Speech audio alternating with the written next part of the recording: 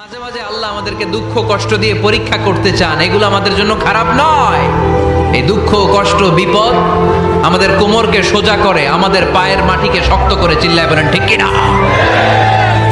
প্রতিকূল পরিবেশে কিভাবে বাঁচতে হয় এই দুঃখ কষ্ট আমাদেরকে শিখায়।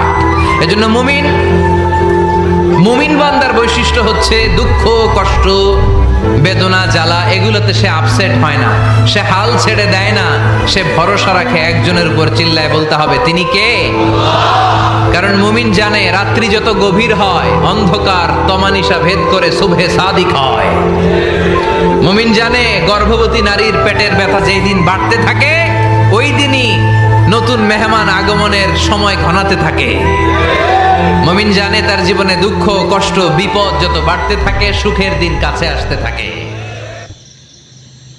নবীজি বলেছেন, কেউ যদি মাগরিবের পরে আর এশার পরে, ফজরের পরে আর এশার পরে যদি তিনবার পড়ে আস্তাগফিরুল্লাহাল্লাযী লা ইলাহা ইল্লা হুয়াল হাইয়ুল কাইয়্যুম ওয়া আতুবু ইলাইহি, তিনবার করে যদি পড়ে সাগরের ফেনা তুল্য গুনাহ যদি থাকে আল্লাহ তাআলা মাফ করে দিবেন।